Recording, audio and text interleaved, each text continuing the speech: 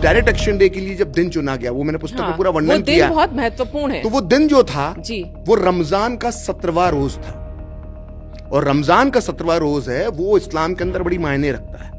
रमजान के 17वें रोज बदर की लड़ाई हुई थी। बदर की लड़ाई में 313 सैनिकों के साथ, अगर मैं सही हूं, तो मोहम्मद साहब ने जो है वो युद्ध जीता था। तो उस युद्ध को बड़ा महान युद्ध माना जाता है इस्लाम में, उसकी बड़ी वैल्यू है उस वॉर की। तो उस 17वें रोज इन्होंने डायरेक्ट एक्शन डे के लिए वो दिन चुना, 17वां रोज, रमजान का 17वां रोज। और उसके एक दिन पहले पर्चे बांटे गए, पूरे पर्चे मुस्लिम इलाकों में पर्चे बांटे गए। और आप मुझे अनुमति दे तो अपनी पुस्तक में वो मैंने पर्चे लिखे हैं कि जो पर्चे बांटे गए थे उसका कंटेंट क्या था, वो मैं आपको पढ़ के सुना देता हूं। तो उसमें कंटेंट ये था उस पर्चों का, और कितने नफरत से भरे थे आप इससे अंदाजा लगाइए कि मुसलमान भाइयों, तुम्हें ये याद रखना चाहिए कि रमजान के पाक महीने में ही आसमान से कुरान उतरी थी। रमजान के 17वें दिन अल्लाह की नेमत से हमारे पैगंबर ने अपने 313 मुसलमान साथियों के साथ बद्र की लड़ाई में बहुत सारे काफिरों पर पहली जीत हासिल की थी। ये जिहाद का आगाज था। ये वही रमजान का महीना है जिसमें सिर्फ 10,000 मुसलमानों ने मक्का पर फतेह पाई और इस तरह से इस्लाम की हुकूमत की नींव डाली थी।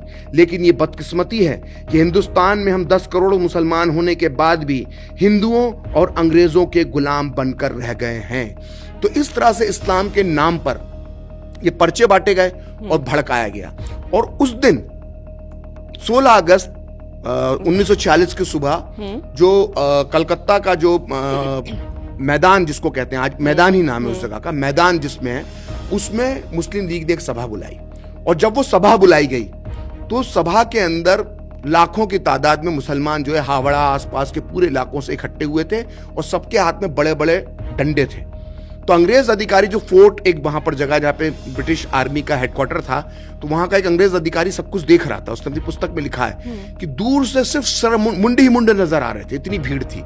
और मैं आपको यहाँ पे बता दूं बड़ी रोचक बात कि ये बहुत कम लोग जानते हैं और बहुत कम लोग बताते हैं कि उस दिन जिस मंच जो सजा था मुस्लिम लीग का, जहां से भड़काऊ भाषण दिए गए, उस दिन मंच पर कॉमरेड ज्योति बसु भी बैठे हुए थे। ये वही ज्योति बसु हैं जिन्होंने लंबे समय तक, जो कम से कम पश्चिम बंगाल पे 2 दशक करीब वो है, पश्चिम बंगाल के मुख्यमंत्री रहे, वो भी मंच पर बैठे हुए थे। तो कम्युनिस्ट पार्टी और मुस्लिम लीग का गठबंधन था उस वक्त, और ये हंसिए और चांद की दोस्ती थी। हंसिया किसका प्रतीक है मुझे बताने की जरूरत नहीं है, और चांद किसका प्रतीक है मुझे बताने की जरूरत नहीं है। तो हंसिए और चांद की दोस्ती थी। और उस पे सूरावर्दी ने भाषण दिया, और भाषण देते हुए उसने कहा कि जाओ, पाकिस्तान बनाने के लिए तुम्हारे पास अगले 24 घंटे हैं, जाओ तुम जो करना चाहो वो कर लो। उसके बाद जो भीड़ आई, उसने जो किया वो बहुत ही लोमहर्षक वर्णन उसके मिलते हैं। उनमें से कुछ एक मैंने लिखा है और वो आपको मैं पढ़ के सुनाता हूँ कि जो एक लियोनार्ड मोस्ले जो ब्रिटिश पत्रकार थे, उन्होंने अपनी पुस्तक में लिखा है ऐसी क्रूर घटना का वर्णन कि भीड़ जब मैदान से बाहर निकली, मुसलमानों की भीड़, तो उसने क्या किया। तो उसका वर्णन करते हुए वो लिखते हैं लियोनार्ड मोस्ले कि छोटी लड़कियों और बूढ़ों को रेंग कर ऐसी जगह पर चलने को मजबूर किया गया जहां पहले से ही गाय तैयार रखी गई थी।